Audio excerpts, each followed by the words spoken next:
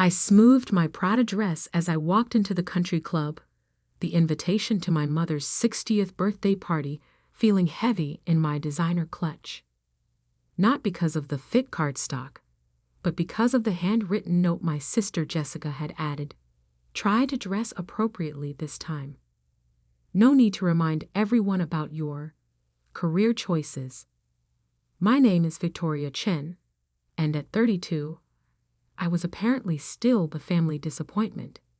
Despite building a successful private equity firm from scratch, despite managing over $2 billion in assets, I was still the one who had abandoned the family practice to play with money. The Maxwell Country Club's grand ballroom was decorated in my mother's favorite cream and gold theme. Crystal chandeliers cast elegant shadows over round tables where Seattle's most prominent medical families gathered to celebrate Dr. Diana Chen, renowned neurosurgeon and perfect mother, at least to my siblings. "Vicky," my father's voice boomed across the room. Dr. William Chen, chief of surgery, approached with my sister Jessica and brother Michael flanking him like perfectly groomed satellites. Both followed in his medical footsteps. Jessica, a cardiothoracic surgeon, Michael, a neurosurgeon like Mom. "You came," Jessica said, eyeing my dress with barely concealed criticism. "And in red. How bold." I bit back a retort about how my Prada probably cost more than her monthly salary. "Happy birthday, Mom," I said instead, turning to the guest of honor. My mother's smile was practiced, professional, the same one she used for hospital board meetings. "Thank you for coming, Victoria. Your Aunt Sarah was just asking about you." Aunt Sarah, the family gossip coordinator. Right on cue, she materialized beside us, wine glass in hand. "Victoria, darling," she trilled, "still doing that investment thing. Such a shame about medical school. You had such potential." I forced a smile. "The investment thing is going quite well, actually. We just closed a major." "Oh, Jessica, tell everyone about your latest surgery." Aunt Sarah interrupted, effectively dismissing my accomplishments. 12 hours in the OR, I heard. Simply brilliant. The pattern was familiar. Every family gathering became a medical conference where my siblings' achievements were celebrated, while my success in finance was treated like a hobby gone too far. Never mind that my firm, Aurora Capital, had become one of the most successful boutique investment firms on the West Coast. I checked my phone discreetly. A message from my executive assistant, Margaret. "Everything's ready. Documents signed. Press release approved. Should I proceed as planned?" I typed back quickly. "Wait for my signal."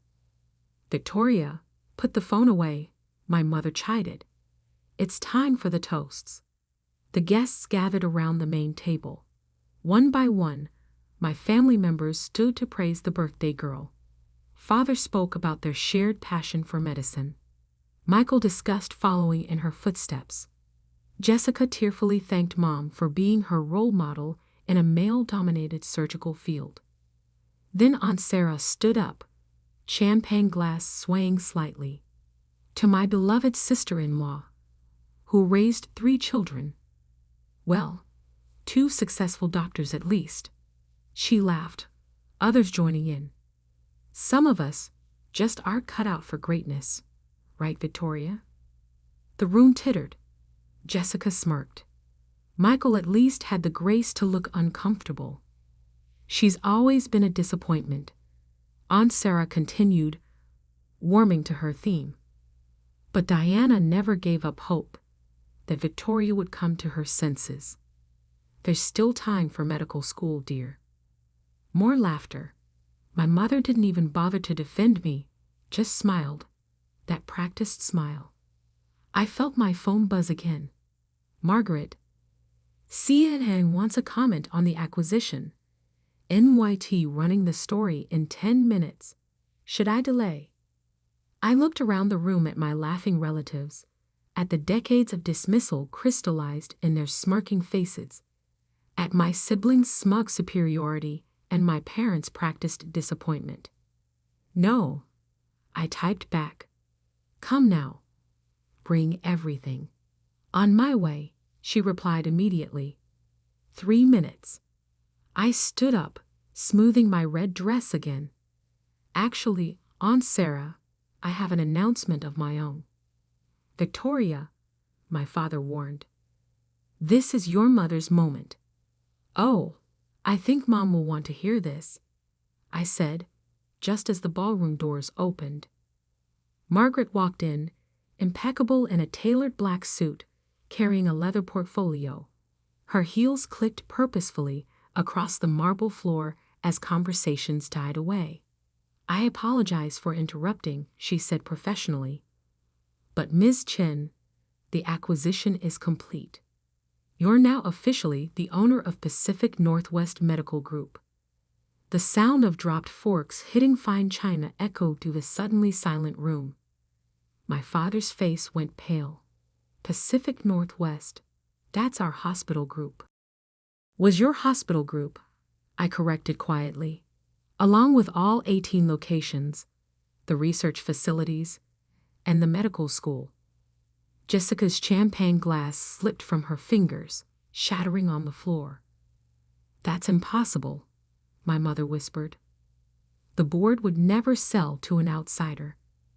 I smiled, channeling years of boardroom negotiations. "They would win the outsider offers $4.8 billion and a guaranteed 30% increase in research funding." Margaret began distributing press packets to the stunned guests, many of whom, I noted with satisfaction, were board members of the now former Pacific Northwest Medical Group. "Happy birthday, Mom," I said softly. "I hope you don't mind that I bought the family business. I know how much you all value medical tradition." The room erupted in chaos as my phone began lighting up with news alerts. I nodded to Margaret, who stepped forward with the full announcement package.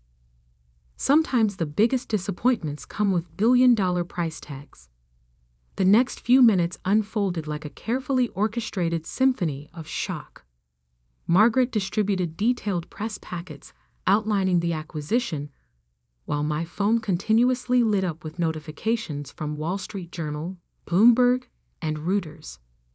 Pacific Northwest Medical Group acquired in $4.8 billion deal by Aurora Capital. Breaking. Largest medical group acquisition of 2024. Victoria Chen, the private equity queen, who just bought her family's legacy. My father grabbed one of the press packets, his hands shaking slightly. "This is a joke. It has to be." "Page 3 as the complete transaction summary," I offered helpfully. "The board voted unanimously this morning. Though I'm sure Aunt Sarah's husband Robert can confirm that, being the board secretary and all." All eyes turned to Uncle Robert, who suddenly seemed very interested in his water glass. "Robert?" Aunt Sarah's voice rose shrilly. "Did you know about this?" He cleared his throat uncomfortably. The offer was extremely generous. The pension guarantees alone were unprecedented. Margaret stepped forward again, her tablet displaying real-time updates. "Ms. Chen, CNBC is requesting a live interview in 20 minutes. Also, the first wave of organizational changes is ready to implement." Jessica jumped up. "Organizational changes? You can't just walk in and start firing people."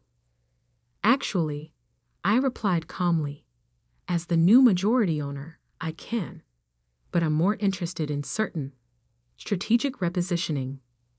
I nodded to Margaret, who pulled up a document on her tablet. "Dr. Michael Chen," she read professionally, "currently heading neurosurgery at Pacific Northwest General, is being transferred to our new research facility in Anchorage, Alaska." Michael's face went from red to white. Alaska?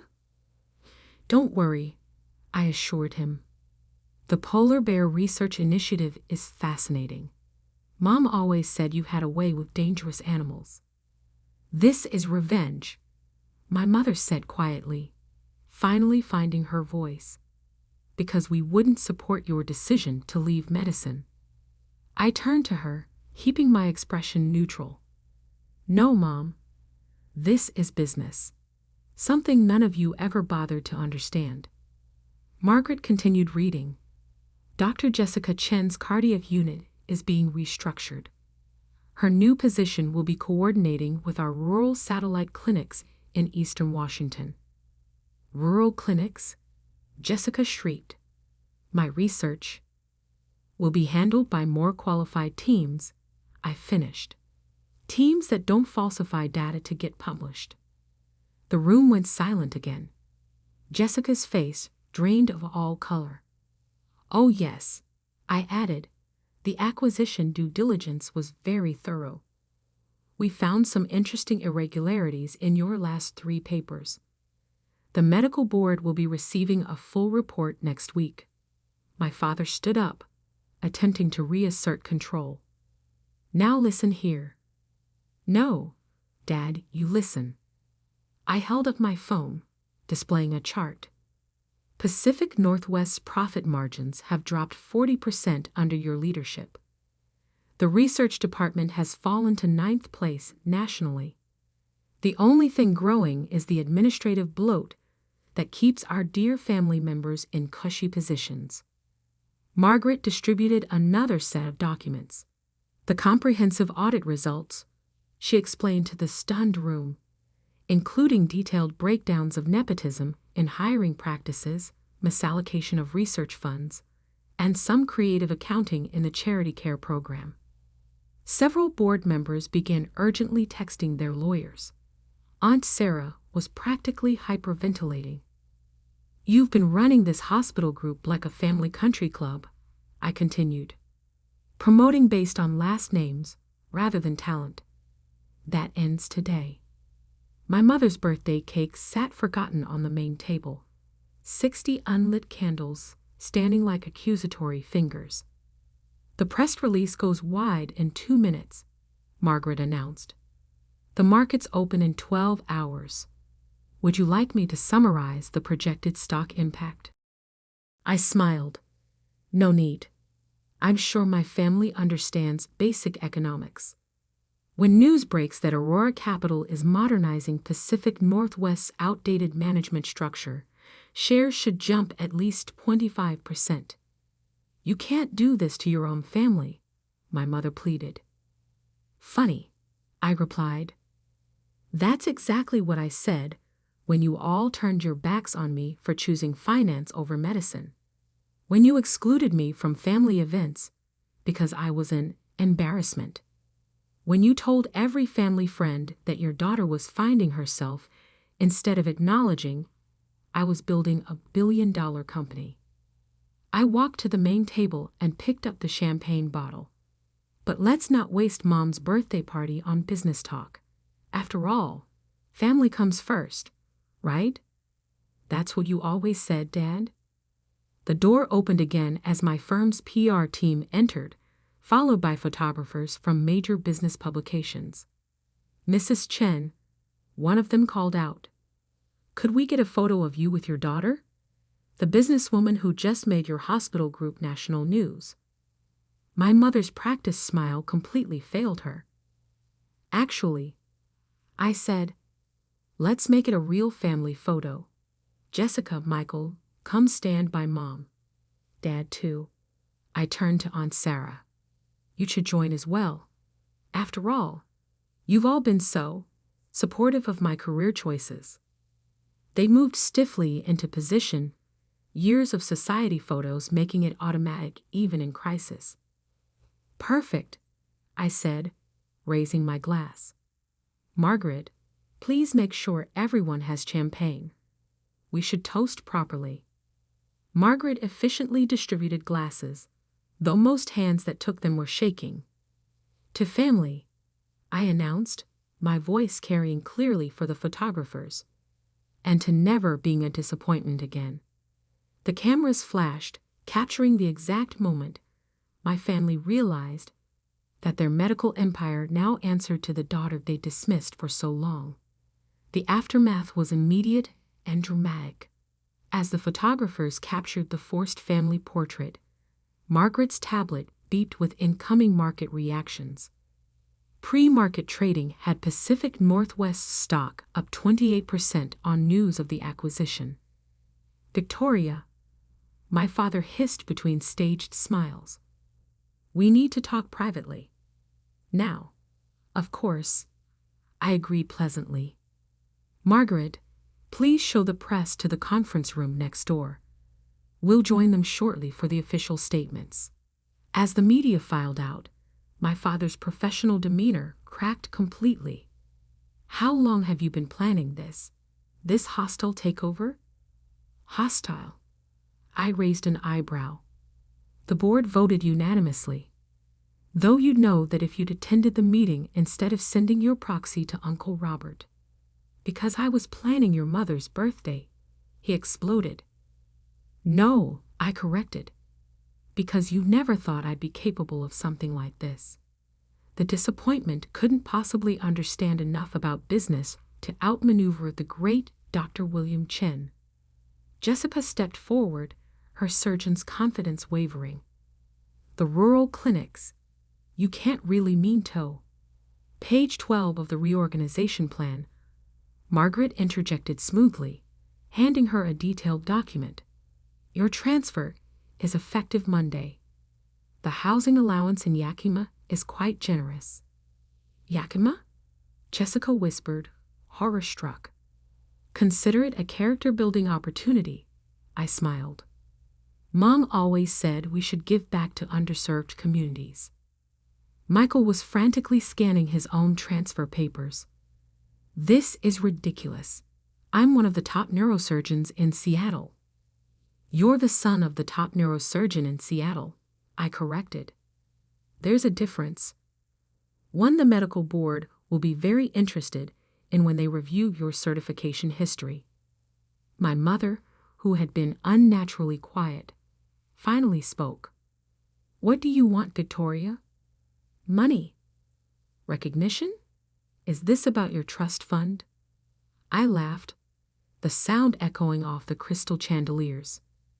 "My firm manages $2 billion in assets, Mom. I make more last quarter than the trust fund is worth." "Then why?" she demanded. "Margaret," I called, "show them the other folder." My assistant produced a thick file, placing it on the table next to the untouched birthday cake. Inside were papers spanning 15 years. Every dismissive email, every snide comment about my career choice documented in family correspondence, every time they'd excluded me from medical galas or fundraisers because I was just in finance. "I kept everything," I explained. "Every time Aunt Sarah announced my failure at family events. Every time Jessica told hospital staff I couldn't hack it in medicine. Every time Dad introduced Michael as his successful child at medical conferences." The room was dead silent now, not even Aunt Sarah daring to speak. "But most importantly," I continued, pulling out one final document, "I kept Mom's letter from 3 years ago. The one where you said you were grateful your reputation in the medical community wouldn't be tarnished by my choices anymore." My mother's face went ashen. "That was private. Like the private board meetings where you blocked Aurora Capital from hospital partnerships because you didn't want your daughter's hobby business associated with Pacific Northwest?" I asked sweetly. "Those kinds of private discussions." Margaret's tablet chimed again. "Ms. Chen, the SEC filing is complete. Would you like me to announce the new board composition?" "Please do," I nodded. She turned to address the stunned family. "The new board of directors for Pacific Northwest Medical Group will be led by Chairwoman Victoria Chen, The executive committee includes 3 Harvard Business School professors, 2 healthcare innovation experts, and the former CEO of Mayo Clinic. You're taking control of the board? My father stammered. I already have, I corrected. The shareholder vote was this morning. Though you'd know that if you read any of the proxies you signed last month. Amazing how people don't question paperwork when they think they're too important to be challenged. Jessica sank into a chair, her perfect surgical posture crumpling. This will ruin us. No, I said firmly. This will fix what you ruined. Pacific Northwest's rankings have dropped every year under family management. The research output is a joke. The only things growing are the administrative salaries for family members. I picked up my champagne glass again. But thanks to Mom's excellent birthday party timing, we get to announce the restructuring as a positive transformation. Beloved Family Medical Group embraces next-generation leadership. Much better headlines than nepotism-riddled hospital group forced to modernize. Margaret approached with a final set of papers. The press is ready for your statement, and Dr. William Chen's office has been cleared as requested. My father's head snapped up. My office? The new CEO starts Monday, I explained. She's from Johns Hopkins. Highly recommended. Though she might keep some of your degrees on the wall, as a historical reference. The weight of what was happening finally seemed to hit them. This wasn't just an acquisition. It was a complete dismantling of their medical dynasty. You've destroyed this family, my mother whispered. I straightened my red dress, checking my reflection in a nearby mirror. No, Mom. I've just reorganized it. More efficiently, more professionally, and more profitably. I smiled. Isn't that what you always wanted? For me to learn from your example? Margaret opened the ballroom doors, where cameras and reporters waited. Now, I said, shall we go tell everyone about the exciting changes coming to Pacific Northwest Medical Group? After all, it's a birthday celebration. We should give them something to remember. The following weeks transformed Pacific Northwest Medical Group with the same surgical precision my family had once prided themselves on. Margaret orchestrated the transitions flawlessly, each change cutting deeper into the old dynasty's power structure. Jessica's rural reassignment made the local medical newsletter. Top Seattle surgeon brings expertise to underserved communities. The PR team crafted it perfectly, making any complaint from her sound like elitism. She lasted 2 weeks in Yakima before resigning. Last I heard, she was interviewing at small private practices in Portland. Michael's Alaskan adventure never materialized. The morning his transfer was announced, 3 different medical boards received anonymous tips about his certification irregularities. He took an indefinite leave of absence to spend time with family. The fact that this coincided with a formal investigation was, officially, unrelated. Aunt Sarah's husband, Robert, quietly retired from the board, though the SEC's interest in certain voting irregularities during his tenure suggested the quiet wouldn't last. They sold their Bellevue mansion and moved to Arizona, citing the better weather rather than the ongoing audit of family banking records.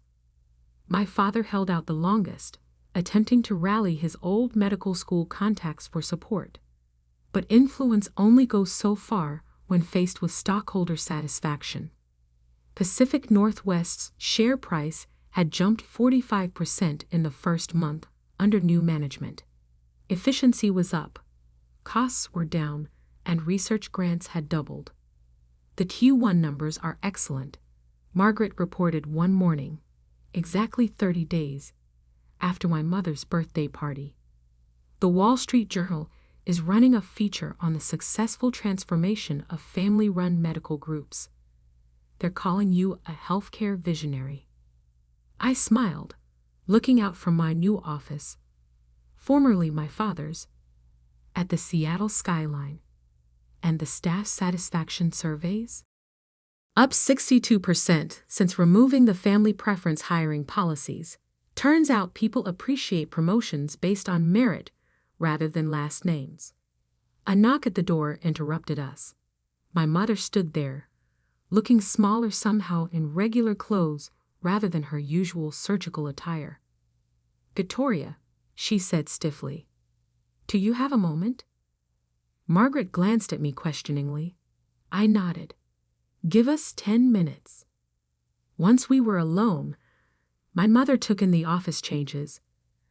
The modern art replacing Dad's medical diplomas, the sleek furniture, the empty spaces where family photos once stood. "Your father's taking an advisory position at Stanford," she announced. "We're moving to California next month." "I know," I replied. "The board approved his resignation this morning." She flinched slightly at the reminder of the new power structure. Was any of this necessary? This public humiliation of your own family? I leaned back in my chair, not my father's anymore. Was it necessary to humiliate me for 15 years because I chose a different path? Was it necessary to block business partnerships because you were embarrassed by my success? Was it necessary to call me a disappointment at every family gathering? "We wanted what was best for you," she insisted.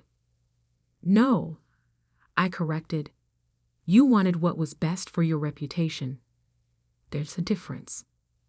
I pulled out my tablet, showing her the latest hospital rankings. Pacific Northwest is up 12 spots nationally. Research funding has doubled. Patient satisfaction is at an all-time high. Tell me again how I disappointed the family legacy. She stared at the numbers, her medical training making them impossible to dismiss. "And this was your plan all along, to take over and push us out." "Actually," I said thoughtfully, "I tried 3 times to partner with Pacific Northwest properly, to bring in capital, to modernize operations, to collaborate. You and Dad blocked it each time because you couldn't stand the idea of your failed daughter having any influence." I stood up, walking to the window. "So yes, when the board approached Aurora Capital about acquisition talks, I took the opportunity. But you created the situation where that was the only option left. And now?" she asked quietly. "What happens to this family now?" I turned back to her. "That depends on whether you can finally accept that your daughter built something valuable, even if it wasn't what you planned." She was quiet for a long moment, looking around the office that represented everything they'd lost and everything I'd gained. "The hospital," she started, then corrected herself. "The medical group is doing better. The numbers prove it." It wasn't quite an apology, but from Dr. Diana Chen, it was close. "Yes," I agreed, "it is." She nodded once, gathering her designer handbag. "Stanford will be different. A fresh start, perhaps." "Perhaps," I echoed. At the door, she paused.